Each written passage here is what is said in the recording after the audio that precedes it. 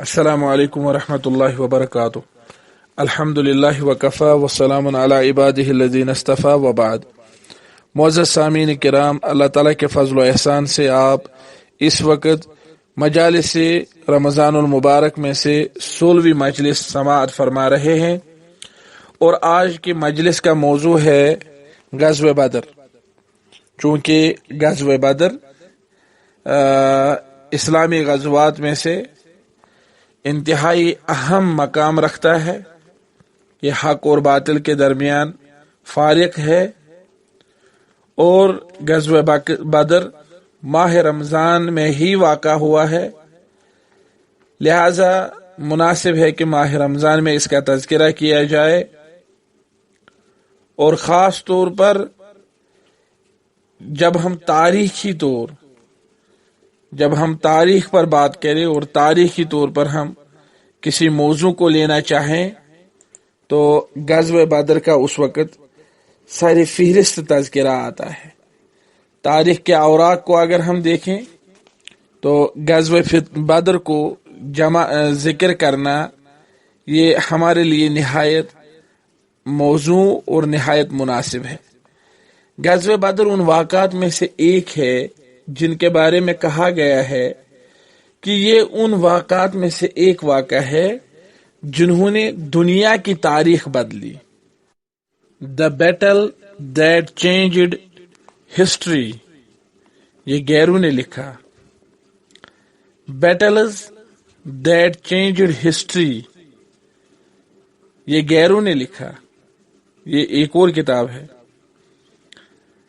اور اسی طرح 100 battles that shaped world history، یہ غزوہ بدر ان میں ذکر کیا گیا ہے، اور یہ چیزیں غیروں نے لکھی ہیں۔ مسلمانوں کو اپنے اس واقعہ کے بارے میں کسی حد تک معلومات ہونی چاہیے، جس کے بارے میں لکھا گیا ہے کہ یہ ان واقعات میں سے ہے جنہوں نے دنیا کی تاریخ کو تبدیل کیا۔ The battles that changed history۔ ایک کتاب لکھی گئی ہے 12 little known Asian battles that changed history۔ یہ ایشیا کے ان 12 واقعات میں سے ایک ہے جن سے زیادہ لوگ واقف نہیں ہیں، اور جن 12 واقعات نے دنیا کی تاریخ تبدیل کی، یا کم از کم ایشیا کی تاریخ تبدیل کی۔ اور اسی طرح 100 واقعات ذکر کیے گئے ہیں، 100 battles that shaped world history۔ اور اسی طرح دوسری ایک کتاب میں 100 واقعات ذکر کیے گئے، 100 decisive battles from ancient times of the present to the present, the world's major battles and how they shaped history۔ Oxford university سے کتاب آئی ہے۔ اور اسی طرح بہت ساری کتابیں اس اعتبار سے ہیں جنہوں نے غزوہ بدر کو ان واقعات میں جگہ دی ہے، ان واقعات میں ذکر کیا ہے جنہوں نے پوری دنیا کی تاریخ کو تبدیل کر کے رکھا ہے۔ آخر غزوہ بدر میں کیا تھا جس چیز سے غیر بھی یہ گواہی دینے کے لیے تیار اور مجبور ہوئے کہ اس واقعے نے دنیا کی تاریخ تبدیل کر کے رکھی ہے؟ رسول اللہ صلی اللہ علیہ وسلم سوموار کے دن مدینہ منورہ سے نکلے۔ رمضان کے 8 دن گزر چکے تھے، دوسری ہجری تھی، اور مدینہ منورہ سے مکہ مکرمہ کا راستہ اختیار کیا، اور درمیان میں ایک جگہ کا نام بدر تھا جہاں پانی کا گھاٹ موجود تھا، اور تجارت کے وہاں پر کچھ مراکز سجائے جاتے تھے۔ اس جگہ کا ارادہ کیا رسول اللہ صلی اللہ علیہ وسلم نے، اور وہاں گئے۔ بدر نامی جگہ مدینہ منورہ سے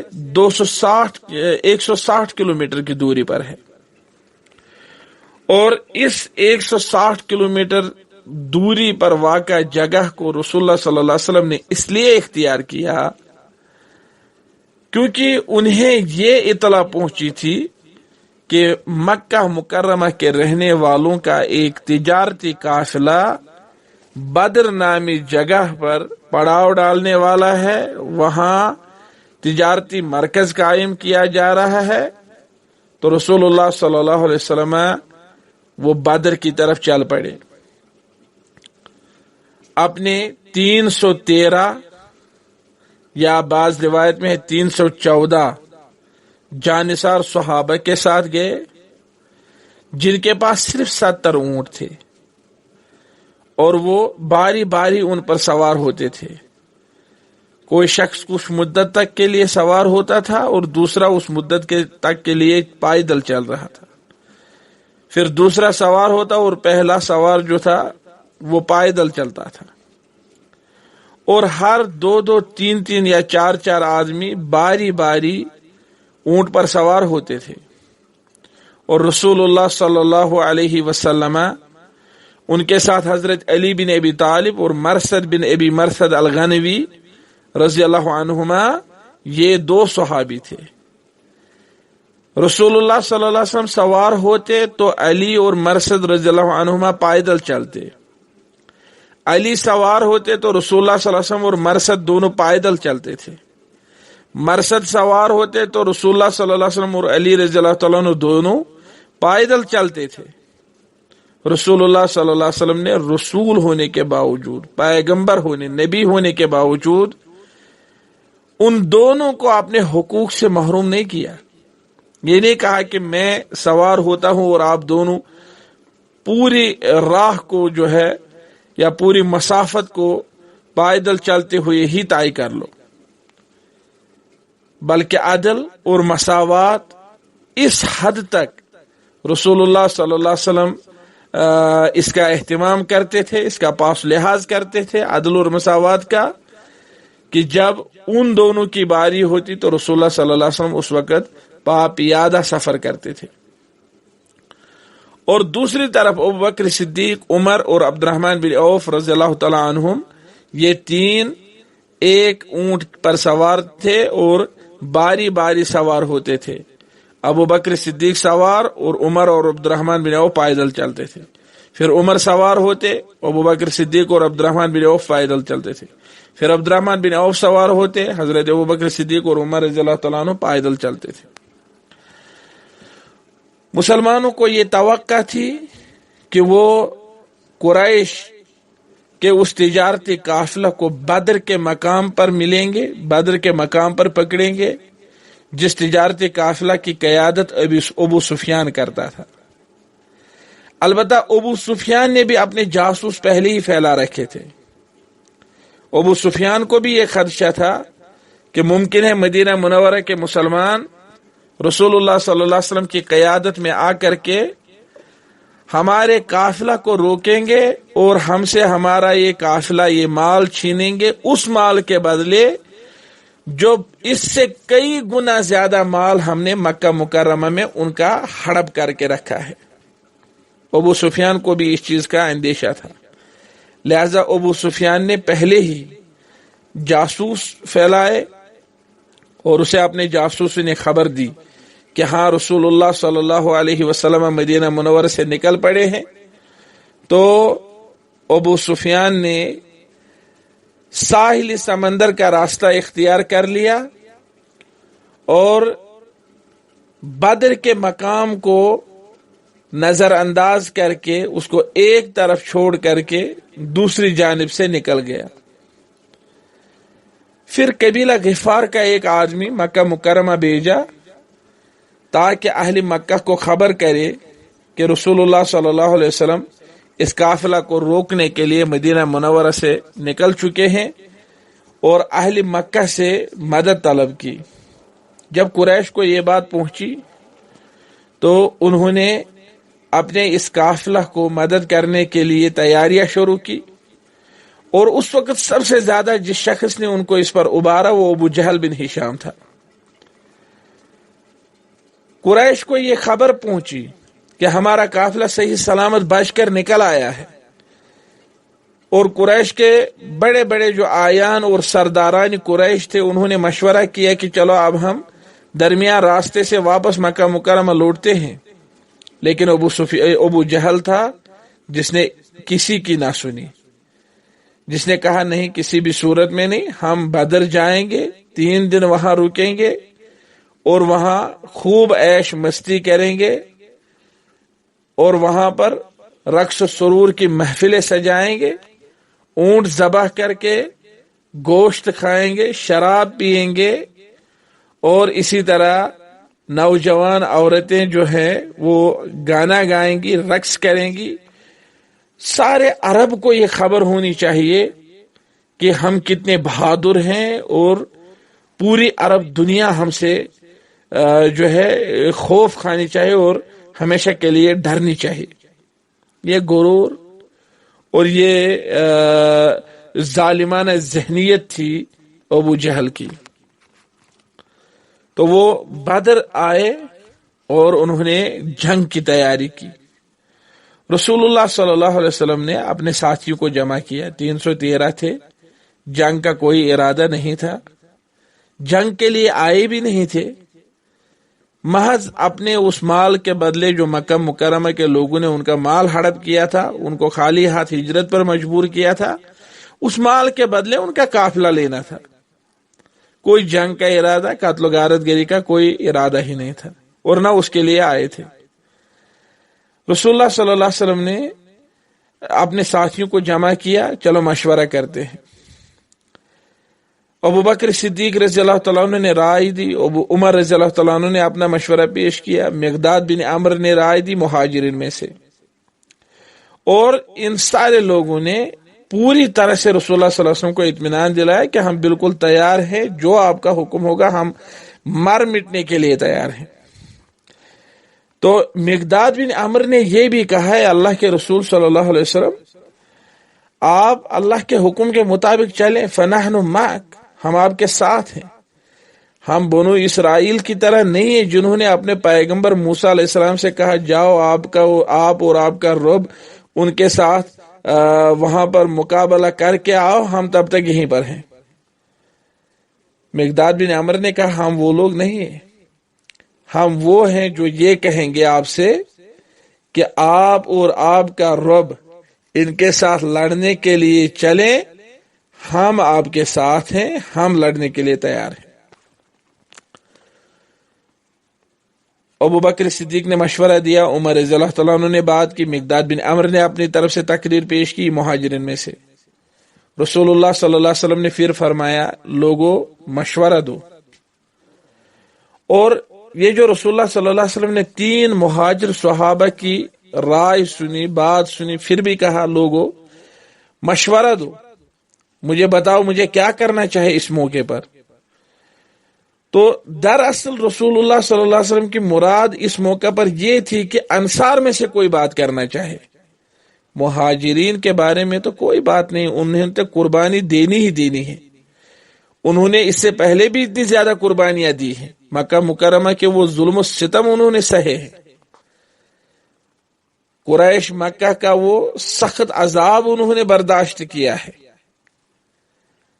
اب وہ یہ قربانی دینے کے لیے تیار ہوں گے، یہ تو ان کے ایمان کا تقاضا ہے۔ لیکن اصل بات یہ ہے کہ مدینہ کے انصار کیا کہہ رہے ہیں، جن انصاروں نے آج تک کبھی کسی کی مخالفت بھی نہیں سنی ہے، جنہوں نے کوئی اسلام کے راہ میں قربانی بھی نہیں دی ہے اتنی بڑی، کوئی مصیبت بھی برداشت نہیں کی ہے، جنہوں نے امن و امان کی زندگی گزاری ہے، تو وہ کیا کہنا چاہتے ہیں؟ جن انصاروں نے رسول اللہ صلی اللہ علیہ وسلم کے ساتھ بیعت عقبہ میں حصہ لیا ہے، اور بیعت عقبہ کے موقع پر انہوں نے عہد و پیمان کیا ہے کہ اللہ کے رسول صلی اللہ علیہ وسلم ہم آپ کو، آپ کے ساتھ آنے والے مہاجرین کو ان ساری چیزوں سے بچائیں گے جس سے ہم اپنے آپ کو، اپنے اہل و عیال کو بچاتے ہیں۔ اور انہوں نے یہ نہیں کہا کہ مدینہ سے باہر اگر کہیں جنگ ہوئی تو ہم آپ کا ساتھ دیں گے، یہ تو انہوں نے بیعت میں نہیں کہا تھا۔ اسی لیے رسول اللہ صلی اللہ علیہ وسلم بار بار ان سے پوچھ رہے تھے، اے لوگوں مجھے مشورہ دے دو کیا کرنا چاہے۔ انصار نے جو حمایت کی اور جو حفاظت کی ذمہ داری لی تھی وہ مدینہ کے اندر لی تھی، یعنی مدینہ میں آپ کے ساتھ کوئی چھیڑ نہیں پائے گا، لیکن اب یہ بات تھی مدینہ کے باہر کی، تو رسول اللہ صلی اللہ علیہ وسلم ان سے مشورہ مانگنے لگے۔ انصار کو محسوس ہوا کہ رسول اللہ صلی اللہ علیہ وسلم ہم سے سننا چاہتے ہیں، تو سعد بن معاذ کھڑے ہوئے جو انصار کے ترجمان تھے، انصار کے بڑے رئیسوں میں سے اور بڑے جو زعماء اور لیڈر ہیں ان میں سے تھے، سب سے بڑے لیڈر انصار کے، انہوں نے بات کی، رسول اللہ صلی اللہ علیہ وسلم سے عرض کی کہ انک تریدنا یا رسول اللہ، اے اللہ کے رسول صلی اللہ علیہ وسلم شاید آپ ہم سے کچھ سننا چاہتے ہیں۔ تو پیغمبر صاحب نے فرمایا یقیناً میں آپ سے سننا چاہتا ہوں۔ تو سعد بن معاذ نے کہا لقد آمنا بک وصدقناک وشہدنا ان ما جئت به هو الحق، یقیناً ہم نے آپ پر ایمان لایا، ہم نے آپ کی تصدیق کی، ہم نے اس بات کی گواہی دی کہ جو کچھ آپ لے کر آئے ہیں وہ حق ہے، اور اسی بات پر ہم نے آپ کے ساتھ عہد و پیمان کیا اور آپ کی اطاعت اور فرما برداری اپنے اوپر لازم کی۔ فامضِ لما اردت فنحن معك، اے اللہ کے رسول صلی اللہ علیہ وسلم آپ جس چیز کا ارادہ کریں آپ اس کو پورا کر لیجئے، ہم آپ کے ساتھ ہیں۔ فوالذی بعثک بالحق، ہمیں قسم ہے اس ذات کی جس ذات نے آپ کو حق کے ساتھ بھیجا ہے، لو استعرضت بنا هذا البحر فخذته لخذناه معك ما تخلف منا رجل واحد، عرض کی اللہ کے رسول صلی اللہ علیہ وسلم اللہ کی قسم اگر آپ ہمیں لے کر کے اس سمندر میں جو ہے وہ اپنے قدم مبارک پیش کریں گے تو یقیناً ہم آپ کے پیچھے پیچھے اس سمندر میں کود پڑیں گے۔ انا لصبر فی الحرب، عرض کی اللہ کے رسول صلی اللہ علیہ وسلم ہم وہ قوم ہیں جو جنگ میں صبر سے کام لیتے ہیں، صدق فی اللقاء، ہم وہ قوم ہیں جو دشمن کی صفوں کو چیر کر کے آگے بڑھتے ہیں۔ لعل اللہ یریک منا ما تقر به عینک، اے اللہ کے رسول صلی اللہ علیہ وسلم مجھے امید ہے آج اللہ آپ کو ہماری طرف سے ایسے مشاہد اور ایسی قربانیاں دکھائے گا جس سے آپ کی آنکھیں ٹھنڈی ہو جائیں گی۔ فسر بنا علی برکت اللہ، اے اللہ کے رسول صلی اللہ علیہ وسلم ہمیں اپنے ساتھ لے کر چلیے اللہ کی برکت کے ساتھ، یعنی اللہ کی برکت کے ساتھ ہمیں آپ اپنے ساتھ لے کر چلیے۔ جو ہی سعد رضی اللہ تعالیٰ عنہ یہ کلام مکمل کیا تو رسول اللہ صلی اللہ علیہ وسلم اب بہت زیادہ خوش ہوئے،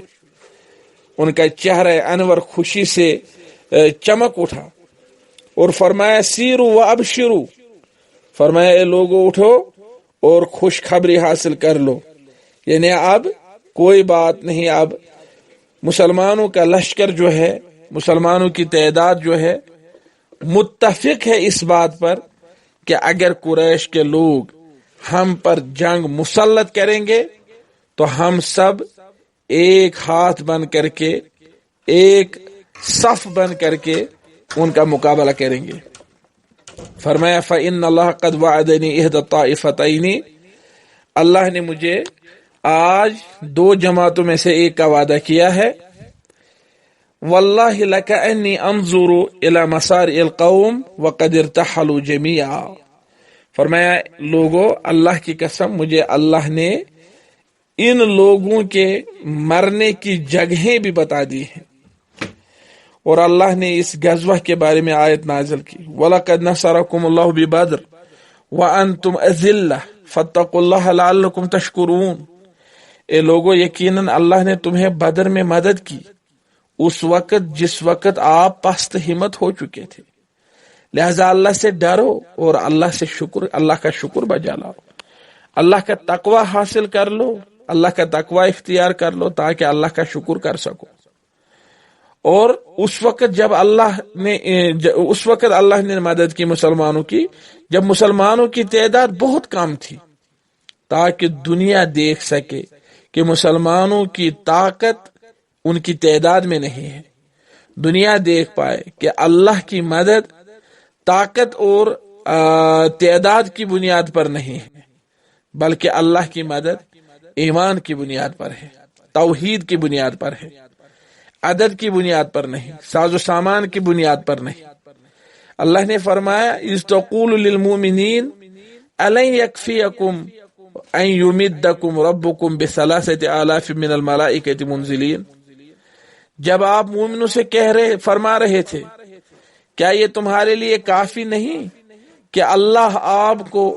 3000 فرشتوں کے ذریعے سے مدد فرمائے؟ بلکہ اللہ نے فرمایا بلا ان تصبروا وتتقوا ویأتوکم من فورہم ھذا یمددکم ربکم بخمسۃ آلاف من الملائکۃ مسومین۔ اللہ نے 5000 فرشتے آسمان سے نازل فرمائے، 5000 فرشتوں نے رسول اللہ صلی اللہ علیہ وسلم کی صف میں شامل ہو کر کے ان کا دفاع کیا، اور ان کی طرف سے اور مومنوں کی طرف سے مشرکین مکہ کو جواب دیا۔ اور اللہ فرماتے ہیں سورہ انفال میں اذ تستغیثون ربکم، جب آپ لوگ اپنے رب سے مدد مانگ رہے تھے، فاستجاب لکم، تو اللہ نے تمہاری مدد منظور فرمائی، تمہاری وہ پکار منظور فرمائی، اللہ نے تمہیں مدد کی، فاستجاب لکم، اللہ نے تمہاری مدد کی، اللہ نے تمہاری پکار قبول فرمائی۔ تو علی کل حال ابن عباس رضی اللہ تعالیٰ عنہ نے فرمایا لم تقاتل الملائکہ الا یوم بدر، دنیا میں فرشتوں نے صرف بدر کے دن مسلمانوں کی طرف سے جو ہے جنگ لڑی ہے۔ اور فرمایا وَكَانَتْ سِيمَ الْمَلَائِكَةِ يَوْمَ بَدْرٍ أَمَائِمُ بِيضٍ قَدْ أَرْسَلُوهَا فِي ظُهُورِهِمْ وَيَوْمَ حُنَيْنٍ أَمَائِمُ حُمُرٍ وَلَمْ تَضْرِبْ الْمَلَائِكَةُ فِي يَوْمٍ سِوَى يَوْمَ بَدْرٍ فَكَانُوا يَنْزِلُونَ فِي مَعَارِكَ أُخْرَى إِلَّا أَنَّهُمْ لَمْ يُشَارِكُوا فِي الْقِتَالِ۔ ابن عباس فرماتے ہیں دوسری جنگوں میں بھی فرشتے نازل ہوتے تھے لیکن وہ جہاد میں شرکت نہیں کرتے تھے، البتہ جنگ بدر میں فرشتوں نے باضابطہ طور پر جہاد میں شرکت کی۔ جنگ بدر کا یہ جو واقعہ پیش آیا، نبی کریم صلی اللہ علیہ وسلم نے اپنے صحابہ کی تعداد دیکھی 313 ہے، مشرکین کی تعداد دیکھی 1000 سے زیادہ ہے، تو رسول اللہ صلی اللہ علیہ وسلم قبلہ روح ہوئے اور اللہ سے دعا مانگی، اے اللہ ان تہلک هذه الإصابة من اہل الاسلام فلا تعبد في الارض ابدا، اے اللہ اگر آج یہ مٹھی بر جماعت ہلاک ہو گئی، ختم ہو گئی، تو پھر زمین میں آپ کی عبادت کون کرے گا؟ رسول اللہ صلی اللہ علیہ وسلم ان الفاظ میں اللہ سے بار بار مانگتے رہے، دعا کرتے رہے، تو اللہ نے اسی کی تعبیر فرمائی سورہ انفال میں اذ تستغیثون ربکم، یاد کرو جب تم اللہ سے مدد مانگ رہے تھے، فاستجاب لکم، تو اللہ نے تمہاری وہ مانگ اور تمہاری وہ پکار قبول کر لی۔ اللہ تعالیٰ سے دعا ہے کہ وہ ہر زمانے میں مسلمانوں کی دعا اور مسلمانوں کی پکار قبول فرمائے۔ مشرکین کو غرور تھا، تکبر تھا، طاقت کے نشے میں چور تھے، سپر پاور ہونے کا دعویٰ کرتے تھے، لیکن مقابل میں مسلمان کمزور تھے، جنگ کے لیے نہیں نکلے تھے، اپنا پرانا حق حاصل کرنے کے لیے ایک ادنا سی کوشش کی تھی۔ 313 لوگوں کے پاس صرف 70 اونٹ تھے، سواریاں بھی پوری نہیں تھی، تلواریں صحیح طور پر نہیں تھی، کیونکہ جنگ کرنے کا مسلمانوں کے پاس کوئی پلان ہی نہیں تھا، اور مسلمان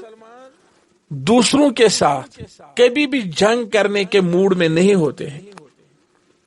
اسلام دنیا میں جنگ و جدال نہیں سکھاتا ہے، جنگیں مسلمانوں پر مسلط کی جاتی ہیں۔ ابو جہل اپنے غرور میں مست تھا، اس کے ساتھ قریش کے لوگ اپنی طاقت کے نشے میں محو تھے۔ دنیا میں انسان غرور اور طاقت کے نشے کی وجہ سے رسوا اور ذلیل کیا جاتا ہے. یہ سبق وہ لوگ بھول چکے تھے. تاریخ کے اوراق ان کی نظروں سے اوجھل ہو چکے تھے. تاریخ کے واقعات ان کے ذہنوں سے مٹائے گئے تھے. انہوں نے سمجھا کہ یہ 313 ہے. یہ ایک انگریز محقق نے لکھا ہے. اس نے کہا کہ ابو جہل وغیرہ نے سمجھا تھا کہ یہ 313 ہے. آدھے گھنٹے میں ان کا کام ختم ہوگا, ان کا کام تمام ہوگا. ہم لوگ 1000 ہیں. لیکن دنیا اس وقت حیران ہوئی جب انہوں نے دیکھا کہ 313 غالب آئے اور 1000 مغلوب ہوئے. انصاف پسند غیر مسلم محققین اس حقیقت کو تلاش کرنے کے در پے لگے کہ آخر کیا بات ہے کہ 1000 وہ لڑنے والی فوج, 1000 افراد جو جنگ کے لیے ہی گھر سے نکلے تھے, جنگ کے لیے تیار ہو کر آئے تھے, کیوں پسپا ہو گئے 313 ایسے آدمیوں کے سامنے جن میں سے ہر ایک جنگ لڑنے کی صلاحیت نہیں رکھتا تھا اور جن میں سے 2/3 سے زیادہ لوگوں کے پاس جنگ کا کوئی سامان ہی نہیں تھا. جب مسلمانوں کو کامیابی حاصل ہوئی, مشرکین مکہ مکرمہ واپس لوٹے. مسلمان دن کے آخر تک بدر میں ہی رہے. پھر مشرکین کو, جو مشرکوں میں سے قتل کیے گئے, انہیں جمع کیا اور ایک کنویں میں دفن کیا. یہ مسلمانوں کے اخلاق ہیں. ان کے جسم کے ٹکڑے ٹکڑے نہیں کیے بلکہ انہیں دفن کیا. اور رسول اللہ صلی اللہ علیہ وسلم نے وہ رات اپنے صحابہ کرام سمیت اسی میدان میں گزاری. اور اس رات صحابہ کرام نے کسی حد تک آرام بھی کیا اور کسی حد تک خوشی سے بیدار بھی رہے اور پہرہ داری کا کام بھی کیا. اور رسول اللہ صلی اللہ علیہ وسلم رات بھر خوشی سے اللہ کے سامنے گڑ گڑاتے اور آہوزاری کرتے رہے کہ کس طرح اللہ نے تعداد میں کم ہونے کے باوجود مسلمانوں کی مدد کی. بعض صحابہ کرام نے رات میں رسول اللہ صلی اللہ علیہ وسلم کو یہ الفاظ فرماتے ہوئے سنا, یا اہل القلیب, یا عتبہ بن ربیعہ, یا شیبہ بن ربیعہ, یا امیہ بن خلف, یا ابا جہل بن ہشام. رسول اللہ صلی اللہ علیہ وسلم ان لوگوں کو رات کے وقت پکار کر بلا رہے تھے, ایک ایک کر کے ان کا نام لے رہے تھے, یا فلان یا فلان, هل وجدتم ما وعدكم ربكم حقا فإني وجدت ما وعدني ربي حقا. یقیناً میرے رب نے جو مجھ سے وعدہ کیا, میرے رب نے وہ پورا کیا. کیا تمہارے خداؤں نے بھی تمہارا وعدہ پورا کیا؟ تو صحابہ کرام نے رسول اللہ صلی اللہ علیہ وسلم سے عرض کی, اے اللہ کے رسول صلی اللہ علیہ وسلم, آپ ان مردہ لوگوں سے کیا خطاب فرما رہے ہیں؟ تو اللہ کے رسول صلی اللہ علیہ وسلم نے فرمایا, اس وقت وہ میری بات خوب اچھی طرح سے سن پا رہے ہیں لیکن ان میں جواب دینے کی صلاحیت نہیں ہے. رسول اللہ صلی اللہ علیہ وسلم نے اپنے صحابہ کو حکم جاری کیا کہ خبردار کوئی صحابی, کوئی مسلمان کسی بھی غیر مسلم کے جسم کے ٹکڑے نہ کرے, اگرچہ اس غیر مسلم نے اسے کتنی ہی تکلیف نہ پہنچائی ہو. حضرت عمر آئے, انہوں نے رسول اللہ صلی اللہ علیہ وسلم سے عرض کی, اے اللہ کے رسول صلی اللہ علیہ وسلم, مجھے اجازت دیجیے میں ان قیدیوں میں سے, جن لوگوں کو قید کیا گیا تھا مشرکین میں سے, میں ان قیدیوں میں سے سہیل بن عمرو کے آگے کے 2 دانت توڑوں گا تاکہ وہ زندگی میں کبھی بھی مسلمانوں کے خلاف بول نہ سکے,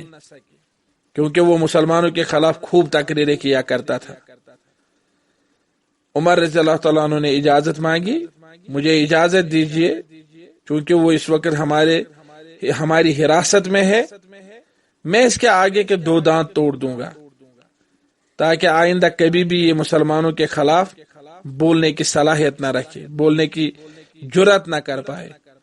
تو رسول اللہ صلی اللہ علیہ وسلم نے فرمایا لا امثل به فیمثل اللہ بی وان کنت نبیا، فرمایا اے عمر میں یہ اجازت نہیں دیتا ہوں کہ کسی شخص کے جسم کے ٹکڑے کیے جائیں، میں اس کی اجازت نہیں دیتا ہوں۔ رسول اللہ صلی اللہ علیہ وسلم نے ابو بکر صدیق سے مشورہ کیا، حضرت عمر سے مشورہ کیا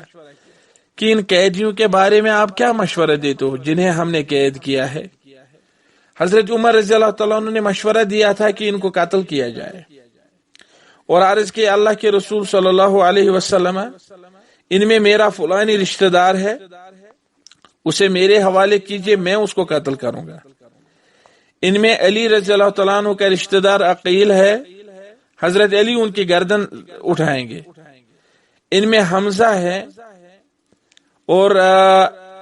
حمزہ رضی اللہ تعالیٰ عنہ کو نہیں فرمایا کہ تمکن حمزہ من فلان، حضرت حمزہ کو فلاں شخص کے حوالہ کر دیں تو حضرت حمزہ اس کی گردن جو ہے اس کے جسم سے الگ کر دیں گے، یہاں تک کہ اللہ کو بھی معلوم ہو اور دنیا کے لوگوں کو بھی یہ بات سمجھ میں آئے کہ ہمارے دلوں میں مشرکین کے لیے کوئی احترام اور ان کے لیے کوئی کمپرومائز نہیں ہے۔ ظاہر سی بات ہے کہ اس وقت تازہ جنگ ہو چکی تھی اور مشرکوں نے مسلمانوں کے خلاف جنگ کرنے میں کوئی کسر باقی نہیں چھوڑی تھی، سرے سے مسلمانوں کو ختم ہی کرنے کا پلان کیا تھا۔ 1000 آدمی 313 آدمیوں پر اس طرح جھپٹ پڑے تھے جس طرح بھوکے نیوالوں پر جھپٹ پڑتے ہیں، تو اس وقت دونوں طرف خون بہت گرم تھا۔ تو ابو بکر عمر رضی اللہ تعالیٰ عنہ نے اس قسم کا مشورہ دیا۔ ابو بکر صدیق رضی اللہ تعالیٰ عنہ انہوں نے مشورہ دیا، اللہ کے رسول صلی اللہ علیہ وسلم یہ ہمارے رشتہ دار ہیں، اپنے لوگ ہیں، ہمارے قبیلے کے لوگ ہیں، میں نہیں چاہتا ہوں کہ ان کو قتل کیا جائے، ہمیں چاہے کہ ہم ان سے جرمانہ لے لیں، فدیہ لے لیں، وہ جرمانہ اور فدیہ ہم اپنی مصلحت میں استعمال کریں گے اور ان کی جان بھی بچ جائے گی۔ تو رسول اللہ صلی اللہ علیہ وسلم کچھ دیر تک غور فکر کرنے کے بعد جب صحابہ کرام میں دوبارہ تشریف لے آئے تو فرمایا، صحابہ کرام سے بھی مشورہ کیا کہ ان کے ساتھ یعنی قیدیوں کے ساتھ کیا کیا جانا چاہے، تو رسول اللہ صلی اللہ علیہ وسلم نے حضرت ابو بکر صدیق رضی اللہ تعالیٰ عنہ کا مشورہ قبول کیا۔ رسول اللہ صلی اللہ علیہ وسلم نے حضرت ابو بکر صدیق رضی اللہ تعالیٰ عنہ کا مشورہ قبول کیا اور صحابہ سے فرمایا کہ ابو بکر صدیق رضی اللہ تعالیٰ عنہ ان کی مثال اس آیت میں ہے۔ ابو بکر صدیق کی مثال حضرت ابراہیم علیہ السلام جیسی ہے، جسے اپنی قوم نے آگ میں ڈالا تو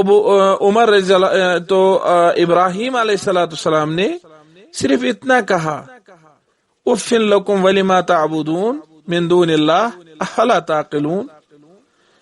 افسوس ہو تمہارے لیے اور ان کے لیے جنہیں تم اللہ کو چھوڑ کر کے پوجتے ہو، کیا تمہیں عقل نہیں ہے؟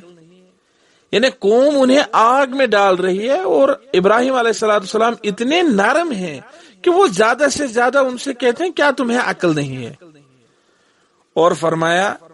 عمر رضی اللہ تعالیٰ عنہ کی مثال حضرت نوح جیسے غیور صاحب کی مثال ہے، جنہوں نے اللہ سے دعا کی رب لا تذر علی الارض من الکافرین دیارا، اے رب زمین پر کسی ایک کافر کو بھی باقی نہ چھوڑ۔ اور ان کی مثال حضرت موسیٰ جیسی ہے، جنہوں نے اللہ سے دعا کی رب نطمس علی اموالہم وشدد علی قلوبہم فلا یؤمنوا حتی یروا العذاب العلیم، اے رب ان کے مال کو تباہ کر دے اور ان کے دلوں کو جو ہے اس میں گرہ لگا دے. یہ لوگ تب تک ایمان لانے والے نہیں ہیں جب تک یہ دردناک عذاب کا مزہ نہ چکھیں. جب یہ دونوں رائے سامنے آئی، رسول اللہ صلی اللہ علیہ وسلم نے حضرت ابوبکر صدیق رضی اللہ تعالیٰ عنہ کی رائے قبول کر لی، اور جملہ قیدیوں کو یہ کہا گیا کہ آپ فدیہ دے دو، جرمانہ دے دو، آپ کو چھوڑ دیا جائے گا. رسول اللہ صلی اللہ علیہ وسلم آپ کے ساتھ کسی قسم کا کوئی ایسا سلوک نہیں کرنے والے ہیں جو اس انتقام گیری کی صورت میں ہو، یا جو اس ظلم و جبر اور بربریت کا ویسا ہی جواب ہو جو ظلم و بربریت اور جبر قریش مکہ نے صحابہ کرام پر جو ہے وہ ڈھایا ہے اور صحابہ کرام کو اس کا شکار کیا ہے. رسول اللہ صلی اللہ علیہ وسلم آپ کے ساتھ اس قسم کا کوئی سلوک کرنے والے نہیں ہیں. حالانکہ رسول اللہ صلی اللہ علیہ وسلم کو موقع آیا تھا، وہ اس وقت ان لوگوں سے انتقام لے سکتے تھے، لیکن شاید یہ وہ واقعہ ہے جس سے دنیا کی ہسٹری تبدیل ہو گئی کہ رسول اللہ صلی اللہ علیہ وسلم نے اپنے دشمنوں پر قابو پانے کے باوجود اپنے دشمنوں کے ساتھ حسن سلوک کیا، ان کے ساتھ اچھے اخلاق سے پیش آئے. تو ان لوگوں نے جب رسول اللہ صلی اللہ علیہ وسلم کے اخلاق دیکھے تو آگے چل کر کے وہی لوگ پھر اسلام کے بہت بڑے مددگاروں میں سے بنے. یہی سہیل بن عمر جس کے بارے میں عمر رضی اللہ تعالیٰ عنہ نے اجازت مانگی تھی میں اس کے اگلے دانت نکالوں گا، یہی سہیل بن عمر فتح مکہ کے دن مکہ مکرمہ میں رسول اللہ صلی اللہ علیہ وسلم کی طرف خطیب ثابت ہوئے. یہی سہیل بن عمر. رسول اللہ صلی اللہ علیہ وسلم نے ان قیدیوں کو اپنے صحابہ کے سپرد کیا اور فرمایا استوصوا بالاسری خیرا، لوگوں قیدیوں کے ساتھ اچھے سلوک سے پیش آنا. کوئی شخص کسی قیدی کے ساتھ کوئی ظلم و جبر یا انتقام گیری کا یا بدلے کا سلوک نہ کرے. دیکھیں کتنے عظیم الفاظ ہیں. اسلام کے رسول نے قیدیوں کے ساتھ کتنا اچھا سلوک سکھایا. ابو العاص ابن ربی نامی ایک قیدی، وہ کہتے ہیں میں انصار کے ایک گھر میں قیدی تھا، میں ان کے درمیان قیدی تھا. کہتے ہیں اللہ انہیں بہترین جزا دے، جب ہم صبح کا کھانا کھاتے یا شام کا کھانا کھاتے تھے تو وہ لوگ مجھے روٹی دیا کرتے تھے اور خود وہ صرف کھجوروں پر بس کرتے تھے. ابو العاص ابن ربی کہتے ہیں ان کے پاس انصار کے اس گھر میں روٹیوں کا زیادہ اہتمام یا انتظام نہیں ہوا کرتا تھا، آٹا کم ہوتا تھا، تو وہ لوگ جو ایک یا دو روٹیاں بنا پاتے تھے وہ ایک یا دو روٹیاں اور اس کے ساتھ کچھ کھجوریں مجھے دیتے تھے، لیکن خود صرف پانی اور کھجور پر بس کرتے تھے، خود کھجوریں نہیں کھاتے تھے. اور اسی طرح ولید بن مغیرہ نے کہا میں ایک جگہ انصار میں سے ایک گھر کے پاس قیدی تھا، تو جب کہیں جانے کا ارادہ ہوتا گھر سے باہر تو وہ لوگ مجھے اونٹ پر سوار کرتے تھے، خود پیدل چلتے تھے. یہ اعلیٰ اخلاق تھے جن سے دنیا کی تاریخ بدل گئی ہے. دنیا نے دیکھ لیا ہے کہ ظلم و جبر کا چلن زیادہ دیر تک نہیں ہوتا. ظلم و جبر سے کسی کا دل جیتا نہیں جا سکتا. ہر درمی اور زبردستی سے لوگ متنفر ہوتے ہیں، ایک دوسرے سے انسان دور ہوتے ہیں. انسانوں کو اگر جیتنا ہے تو ان کے ساتھ احسان کرنا ہے، ان کے ساتھ اچھے سلوک سے پیش آنا ہے، ان کے ساتھ عدل اور مساوات کا سلوک کرنا ہے اگر انسانوں کے دل جیتنے ہیں. لیکن